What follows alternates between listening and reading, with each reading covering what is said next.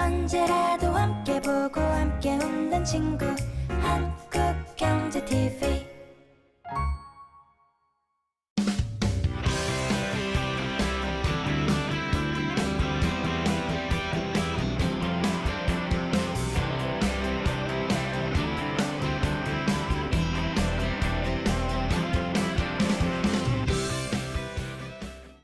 나는 사랑하는 사람과 소중한 시간을 지켜주고 민규와 민선이의 미래를 꿈꾸게 해주고 행복하게 웃을 수 있도록 지켜주는 나는 정기 안전점검입니다.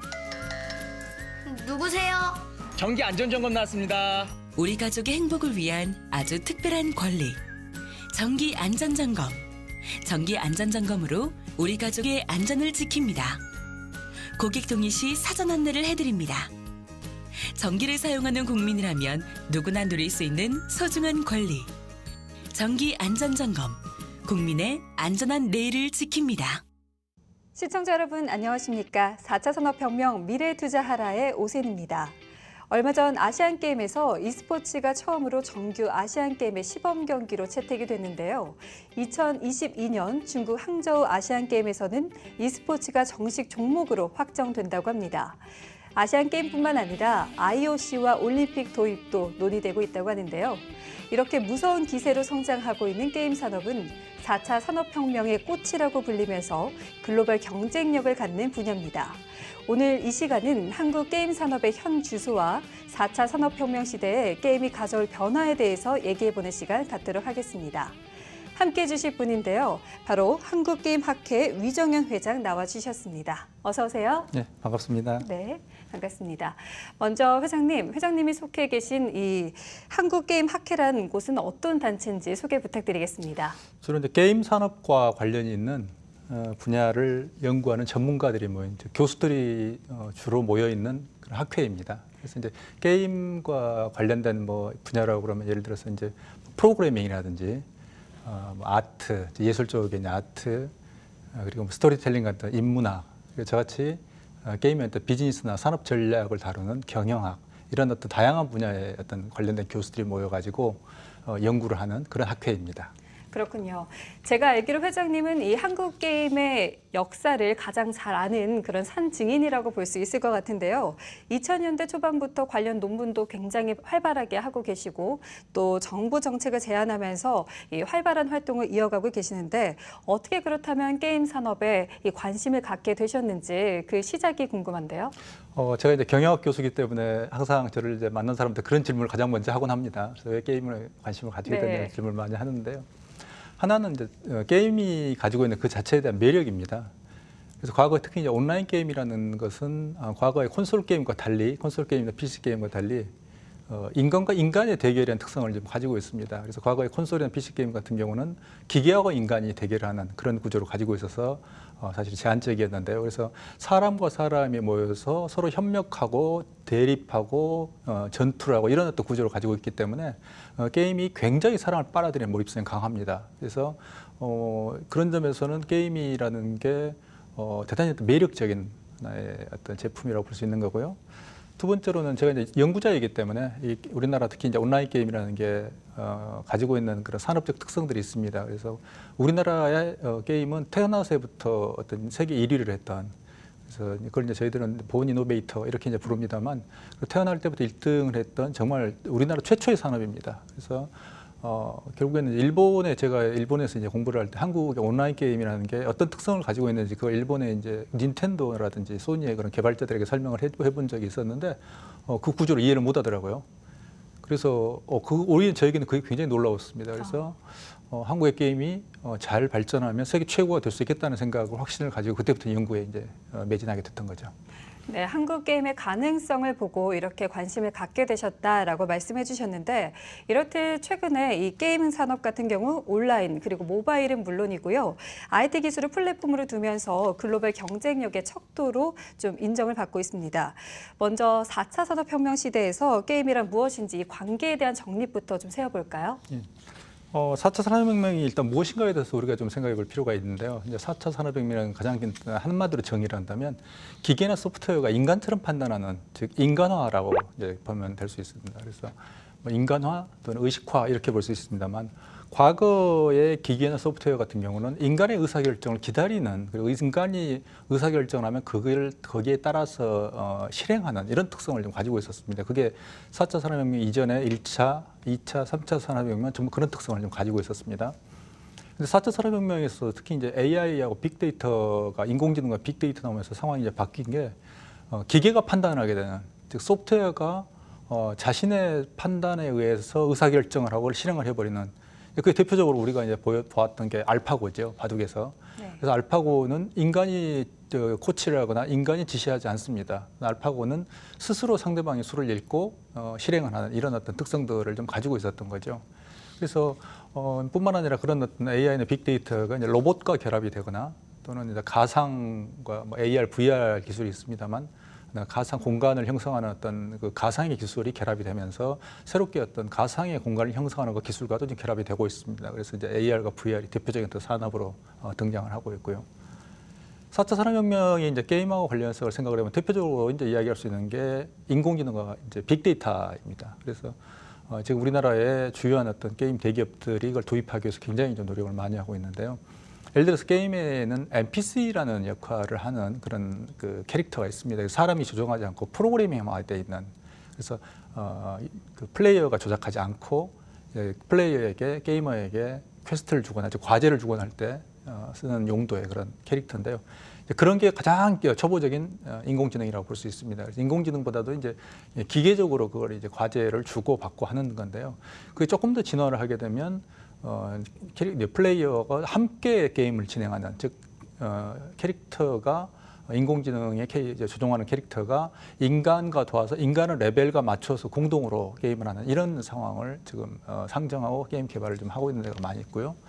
빅데이터 같은 경우는 그 플레이어들이 어떤 상황에서 어떤 문제에 직면하는가, 어떤 어려움에 직면하는가를 분석하고 거기에 맞춰서 플레이어들을 도와주는 예를 들면 그런 어떤 기능들을 좀 가지고 있습니다. 그래서 현재는 그 인공지능과 관계는 그 4차 산업혁명에서 특히 이제 인공지능이나 빅데이터 같은 기술이 게임하고 바로 직접 결합될 수 있고 또 AR, VR 기술도 마찬가지입니다. 현재 AR, VR 기반의 어떤 게임들이 이미 많이 개발되고 있는데 그런 것들이 다 4차 혁명과 게임과의 결합을 상징하는 하나의 기술이라고 볼 수 있습니다.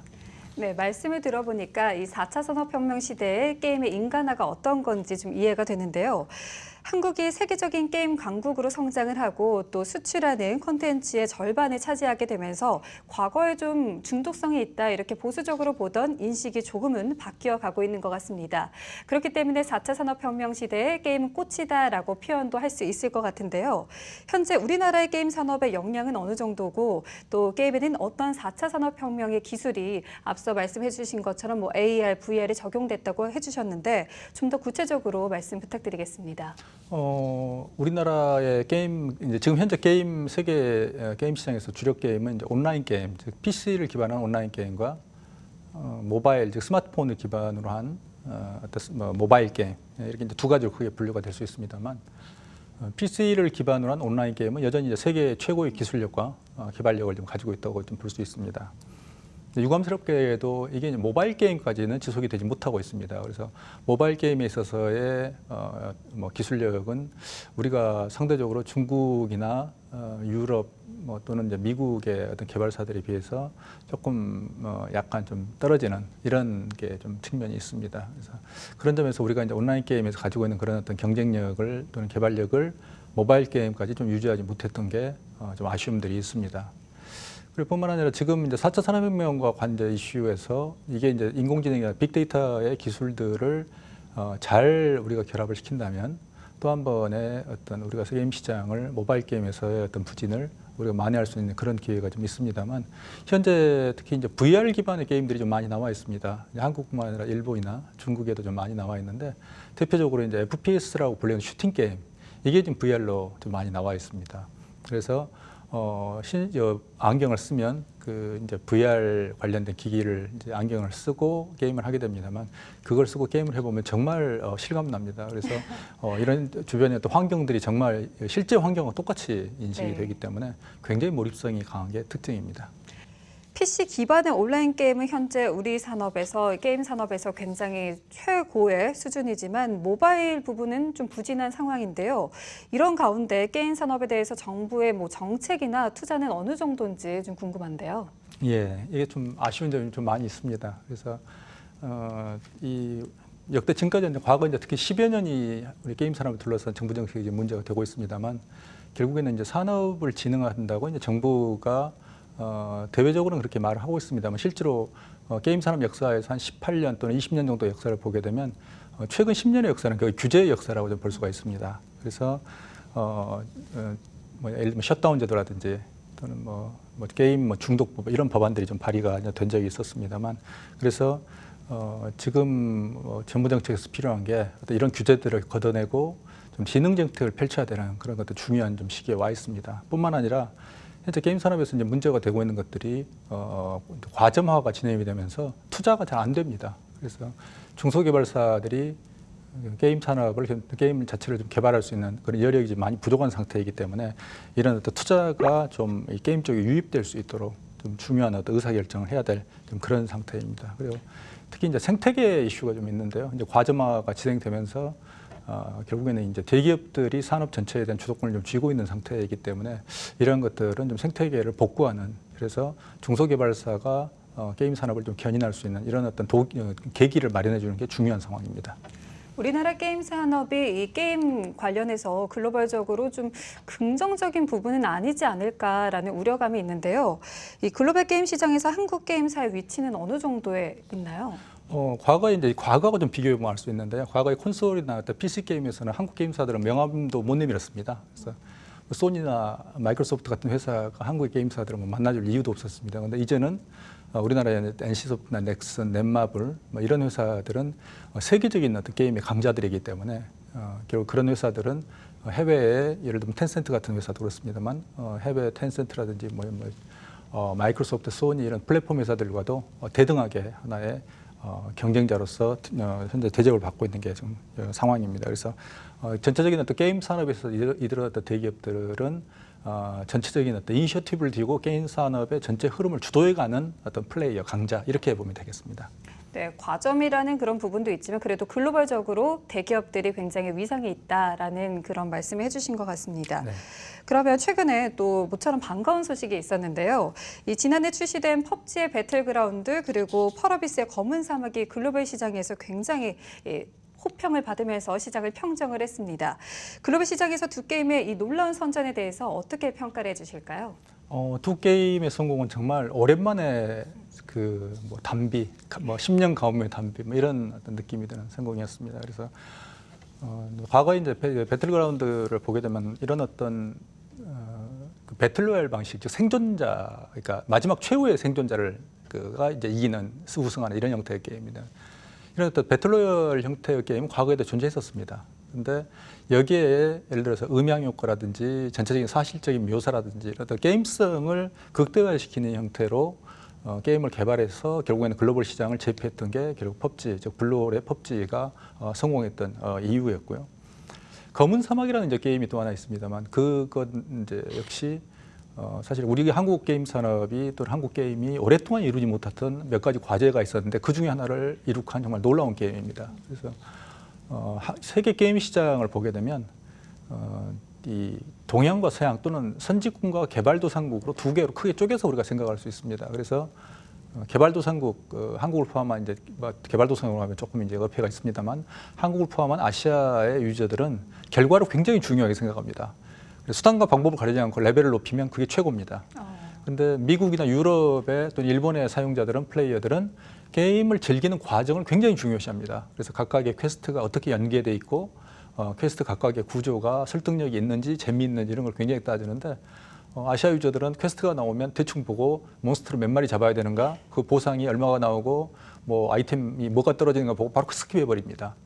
심지어 그리고 전체 앞에 이제 앞에 전체의 프롤로그 비슷한 백그라운드나 이런 게 나옵니다만 아시아 유저들은 특히 중국 유저들은 스킵해 버립니다. 안 읽어 버립니다. 근데 서양 유저들은 그걸 하나하나 꼼꼼하게 읽고 그렇습니다. 그래서 크게 결과 중시형의 아시아 유저와 과정 중시형의 미국, 유럽 또는 일본 유저 이렇게 쪼개지는데 검은 사막은 그런 어떤 과정 중심의 게임 유저들을 사로잡았다는 굉장히 놀라운 사실은 결과입니다. 그래서 한국이 온라인 게임이 굉장히 지금까지 글로벌 시장에서 인정을 받고 성공해 왔습니다만 아직 그 부분에서 취약했었습니다. 그걸 검은 사막이 놀랍게도 그걸 특히 이제 검은 사막의 주력 사용자들이 유럽의 사용자들입니다만 그것은 그들이 유럽의 사용자들의 눈높이에 맞춰서 게임을 개발했고 그게 그들에게 어필했다는 우리나라 한국 개발력이 어느 정도 수준인가를 보여준 굉장히 훌륭한 사례였습니다. 그래서일까요? 우리 게임사들이 이렇게 위상을 펼치고 있는 가운데 디바이스 업체들이 좀 최근에 콘텐츠를 붙여서 판매하는 모습이 있습니다. 최근에 갤럭시 노트 9을 구매하면 뭐 포트나이트 이용권을 무료로 제공한다 이런 이야기를 들었는데 그만큼 한국 게임사의 위상을 좀 보여주는 걸까요? 예, 그렇습니다. 그래서 우리나라 이제 게임들이 결국에는 삼성뿐만이 아니고 결국에는 뭐 앱스토어라든지 그 안드로이드 구글 마켓 같은 경우도 게임 매출이 전체 매출의 한 절반 정도 또는 절반 이상에 육박할 정도로 굉장히 중요한 비중을 차지하고 있습니다. 그래서 하드웨어나 디바이스 회사들 특히 이제 스마트폰 회사들 같은 경우에는 게임 유저들이 좋아하는 게임에 대한 어떤 티켓을 뭐 쿠폰을 제공한다든지 해서 판촉을 하고자 하는 또는 그 게임 처음에 그 스마트폰에 아예 그 게임 아이콘을 디폴트로 집어넣어서 결국에는 게임 유저들을 끌어들이고자 하는 이런 어떤 마케팅 전략을 사용하고 있습니다. 네, 공간적 제약이 없는 이 모바일 게임의 활성화가 이루어지는 이유가 바로 여기 있는 것 같은데요. 하지만 업계에서는 이 게임 개발사들이 새로운 게임에 좀 투자를 하기보다는 이미 흥행성이 인정된 게임의 카피만 좀 하는 게 좀 우려스럽다라는 지적이 일고 있습니다. 이것에 대해서는 어떻게 생각하시나요? PC 온라인 게임 IP를 모바일 게임에 사용하는 것 자체는 그렇게 비난받을 만한 이슈는 아닙니다. 그리고 그걸 이제 PC 기반의 게임과 IP와 그러니까 게임과 모바일 기반의 게임은 그 특성이나 인터페이스가 다르기 때문에 그 자체도 상당한 어려움이 있습니다. 그럼에도 불구하고 우려하는 것은 결국엔 IP의 이슈는 활용과 생성이라는 두 가지 측면이 있는데 지금 우리나라의 경향을 보면 활용에 집중하고 있는, 즉 생성이 안 된다는 문제가 있습니다. 그래서 그런 부분들은 향후에 IP의 생성과 활용 두 축이 좀 같이 갈 필요가 있습니다. 네, 그래서인지 15년 전만 해도 이 한국 게임 산업이 중국 게임 산업보다 좀 우위에 있었는데 최근에는 중국이 게임 왕국으로 급성장을 하면서 이 한국 게임계를 위협을 하고 있습니다. 이렇게 커지는 차이나 포비아 어떻게 보고 계시나요? 사실 예측된 결과입니다. 그래서 제가 2006년부터 중국 위협론을 제기를 했었습니다. 그리고 2009년에는 한국과 중국의 어떤 경쟁력 격차가 역전됐다는 중국 시장에서 역전됐다는 그런 연구 결과도 발표를 했었는데 국내 시장에서 일시적으로 그 이제 충격적으로 그 결과를 받아들였습니다만 거기에 대한 대처를 하지 않았던 게 큰 패착이라고 생각을 합니다. 중국에서 결국의 승리라는 것은 결국은 시장과 자본의 승리인 거죠. 그래서 중국의 게임 시장은 결국 현재는 우리나라 2배가 되어 있습니다만 그런 어떤 대규모 시장을 가지고 있는 시장을 배경으로 해서 게임 퍼블리싱 했다는 점, 그리고 두 번째는 한국의 게임을 가져다가 성공을 거두고 그 성공을 가지고 주식시장, 즉 미국의 나스닥이나 홍콩 증시에 상장을 하고 그 자본으로 거꾸로 한국 게임사를 사버리는 이런 결국에는 자본의 그러니까 제품과 시장 그리고 자본의 힘을 얻어서 다시 그 제품을 만드는 기업을 사버리는 이런 어떤 전체적인 어떤 메커니즘, 즉 자본주의 가장 기본적인 메커니즘 잘 이해하고 있었다는 겁니다. 네. 거기에 비해서 우리나라 게임사들은 그런 큰 어떤 거시적인 틀을 볼 수 있었던 그런 눈을 가지지 못했던 거죠. 그게 너무나 안타깝습니다. 그렇다면 이 중국 게임 산업에 대응하기 위해서는 어떤 전략을 좀 취해야 될까요? 결국에는 가장 이제 중요한 것은 지금 현재 상태에서는 게임의 그 전체적인 생태계가 지금 망가져 있기 때문에 결국에는 제품의 품질, 퀄리티로 결국에는 승부할 수밖에 없는 상황입니다. 그래서 아까 이제 우리가 이야기를 나눴던 그 배틀그라운드가 있습니다만 배틀그라운드 서버를 보면 놀랍게도 40%의 사용자를 중국 사용자로 추정을 합니다. 그러니까 중국 시장에 본격적으로 서비스를 하지 않았음에도 불구하고 미국에 있는 서버로 중국 유저들이 접속을 하는 거죠. 그래서 그런 보면 결국에는 게임이 가지고 있는 그 퀄리티 이 자체가 게임 그 산업의 경쟁력에서 가장 중요하다는 가장 원론적인 이야기로 돌아갈 수밖에 없고요. 결국엔 그렇게 된다면 우리나라가 그런 좋은 게임을 만들 수 있는 그 생태계, 그러니까 대기업은 대기업대로 노력을 하고 중소기업은 중소개발사대로 노력을 해야 됩니다만 이제 중소개발사들의 생태계가 너무나 많이 망가져 있기 때문에 이걸 빨리 좀 복구할 필요가 있고요. 대기업에 있어서 아쉬운 점은 좀 공격적인 어떤 IP의 생성, 즉 게임 개발을 하지 않고 있다는 겁니다. 그래서 대단히 우리나라 대기업, 게임 대기업들이 보수화되어 있습니다. 그래서 그런 점들은 굉장히 우려스러운 상황입니다. 그렇군요. 그렇다면 이번에는 e스포츠 산업 얘기를 좀 해보도록 하겠습니다. 이 게임이 아시안게임 시범 종목으로 채택이 되면서 이 스포츠의 경계가 좀 무너지는 모습인데요. 이제는 전통적인 스포츠뿐만 아니라 이 게임 분야까지 좀 더 확장됐다라고 볼 수 있을 것 같습니다. e스포츠란 어떤 것이고 그 규모와 또 현황에 대해서 좀 알려주시죠. e스포츠라는 것은 이제 게임을 기반으로 해가지고 지력과 체력을 양자를 필요로 한 새로운 형태의 스포츠라고 좀 볼 수 있습니다. 이것과 이제 가장 가까운 장르는 역사적으로 보면 바둑이 있습니다. 바둑이 이제 e스포츠하고 가장 가까운 장르이지만 훨씬 이제 지금 현재 e스포츠에 나오는 게임들은 바둑보다 훨씬 다이내믹하고 정말 보는 사람을 빨아들이는 흥분시키는 그런 어떤 측면이 좀 있습니다. 또 하나는 이제 e스포츠는 기존의 어떤 스포츠와 달리 시간과 공간의 제약을 받지 않는 특성도 있습니다. 그래서 농구를 생각하면 선수들이 모두 한 자리에 모여야 되지만 e스포츠는 그럴 필요가 없고 PC라는 것만 있으면 언제든지 어떤 대전이 가능한 이런 특성들을 좀 가지고 있습니다. 시장 규모 2018년 e스포츠 글로벌 시장 규모로 보면 대략 한 1조 정도로 봅니다. 추산을 합니다. 그래서 이게 이제 급격하게 좀 성장하고 있는 거고요. 시청자 수는 e스포츠 시청자 수만 한정해서 보면 대략 2억 2천만 명 정도, 이 숫자도 아주 급속하게 늘어나고 있는 상황입니다. 2018년 e스포츠의 글로벌 시장 규모 약 1조 원 정도로 전망을 하셨는데 그렇다면 4차 산업혁명과 e스포츠의 만남 어떤 사례가 있는지 또 궁금한데요. 가장 우리가 이제 많이 알고 있는 사례는 역시 알파고 사례죠. 네. 그래서 알파고가 이세돌 구단을 이겨서 또는 중국의 커제 같은 커제 구단은 완패를 했죠. 한 번도 이기지 못했던 그런 점에서 이세돌 구단의 일승은 정말 인류의 역사에 길이 남을 전무후무한 기록입니다만 이런 게 있을 수 있고요. 그리고 이미 또 이제 VR과 AR과 결합, VR, AR 기반의 그런 게임들 이런 것들 역시 새롭게 어떤 e스포츠하고 결합될 수 있는 가능성을 좀 열어주는 거고요.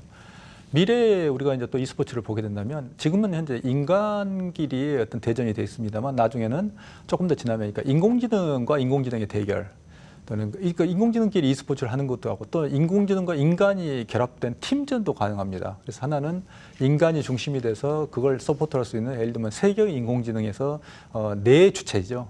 네 사람이라고 말할 수는 없고요. 그래서 네 주체가 대전을 하고 상대방도 역시 한 명의 인간과 세 개의 인공지능이 나와서 네 주체가 대전하는 이런 형태도 우리가 생각을 해볼 수가 있겠습니다. 그래서 향후에는 어떤 e스포츠에 있어서도 4차 산업혁명의 그런 어떤 기술들과 결합된 다양한 형태의 어떤 게임들이 나올 수 있을 걸로 예상을 합니다. 네, e스포츠와 관련해서는 이렇게 기대감이 크지만 우리 사회에서는 아직도 게임에 대해서 우려스러운 목소리가 좀 큽니다. 이 중독성 있는 부분에 대해서도 걱정을 하고 있고요. 이렇다 보니까 생기는 문제점과 또 관련해서 이 편견에 대해서는 어떻게 생각하시는지 궁금합니다. 결국에는 그러니까 이 게임에 대한 어떤 중독성, 몰입성에 대한 이슈는 한국 사회라는 사회 구조를 빼놓고는 말하기 어렵습니다. 근데 우리나라 학부모들을 보면 물론 이제 그 게임이라는 게 상당한 몰입성을 가지고 있다고 저도 이제 잘 알고 있습니다만 결국에는 우리나라 학부모들이 또는 사회가 학생들에게 요구하는 것은 청소년들에게 요구하는 것은 공부하는 기계로 되기를 원하는 것 같아요. 아침에 일어나서 밤에 잘 때까지 오직 공부만 하기를 바라는.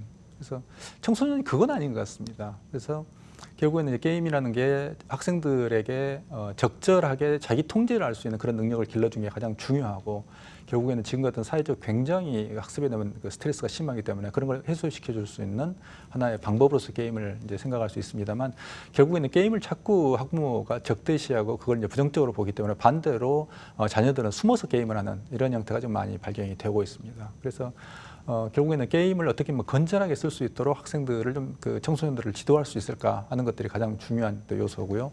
그리고 이제 그 학부모들 같은 경우 결국은 좀 더 열린 마음으로 좀 게임을 들여다봐야 되고 게임이라는 게 공부에 방해되는 요소가 아니라 실제로 게임 내부에 RPG라고 불리는 역할 수행 게임, 즉 RPG의 어떤 형태의 게임들이 있습니다만 그것은 예를 들면 리더십이라든지 문제 해결 능력을 키워주는 굉장히 중요한 기능들을 가지고 있습니다.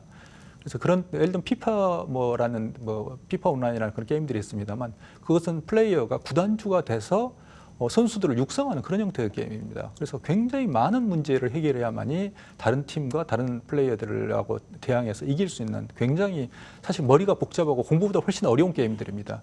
그래서 부모들이 이런 형태의 어떤 능력을 통해서 우리가 지금 4차 산업혁명을 이야기하고 있습니다만 정말 4차 산업혁명에 필요한 창의적이고 결국은 리더십을 가지고 있는 인재가 오히려 게임을 통해서 가능하다는 것. 학습이 그걸 좀 우리가 좀 마음에 새기고 좀 게임을 열린 마음으로 좀 봐야 될 필요가 있을 것 같습니다. 네, 게임의 긍정적인 부분을 더욱더 주목하면서 좀 인식의 변화가 필요할 것 같습니다. 하지만 어느덧 게임 관련해서 셧다운제가 시행된 지 벌써 7년 차가 되어가고 있는데요. 이 셧다운제에 대한 사회적 논란은 아직도 가시지 않고 있습니다. 이 4차 산업혁명 시대에 셧다운제의 역기능과 순기능은 어떤 게 있을까요? 셧다운에 있어서의 순기능은 없다고 생각합니다. 진짜요? 예, 이미 정부의 그 연구 영역에서도 나와 있습니다만 셧다운제가 가지고 있는 실제로 청소년들에게 있어서의 그 게임을 시간을 줄이는 그런 효과는 그다지 없는 걸로 이미 결과가 나와 있고요. 반대로 산업에 대단히 부정적인 거의 한 1조에서 2조 정도의 산업적인 어떤 마이너스 효과가 있었다고 이미 결과가 좀 나와 있습니다. 그래서 그런 점에서 보면 현재 그 셧다운에 대해서는 문화체육관광부, 즉 문체부하고 여가부, 여성복지부 두 개가 지금 상반되는 셧다운 제도가 지금 동시에 존재하고 있습니다. 그래서 선택적 셧다운제라고 하는 부모가 선택할 수 있는 셧다운제, 그리고 강제 셧다운제라는 여가부의 셧다운제 두 개가 있습니다만 여가부는 어떤 셧다운 자체가 효과가 없다는 것에 대해서 인정을 하고 그 폐지를 약속을 했지만 결국에는 부처 간의 합의조차도 지키지 않는, 그리고 폐지를 하지 않고 셧다운제를 강제적 셧다운제를 고수하는 상황입니다. 그래서 셧다운제는 정말 글로벌 망신입니다. 전 세계에도 이런 형태의 어떤 국가 권력에 의해서 청소년들의 또는 부모들이, 결국에는 셧다운은 부모들의 이슈인데요.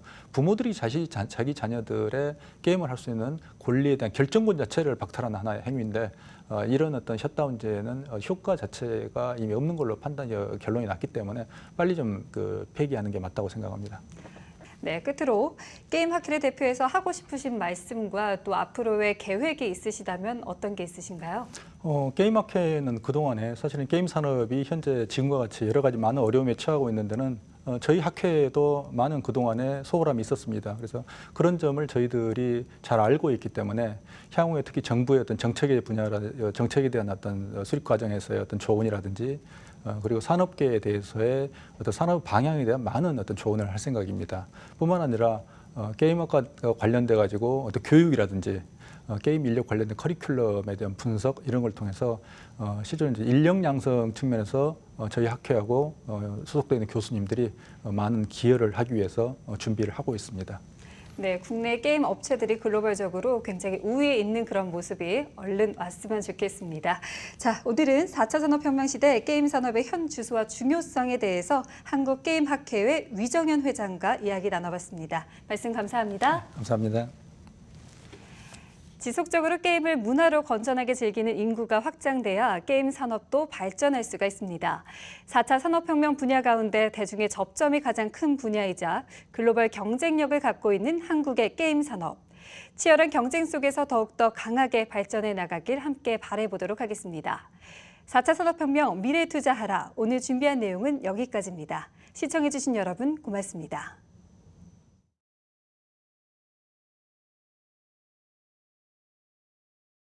나는 사랑하는 사람과 소중한 시간을 지켜주고 민규와 민선이의 미래를 꿈꾸게 해주고 행복하게 웃을 수 있도록 지켜주는 나는 정기 안전점검입니다.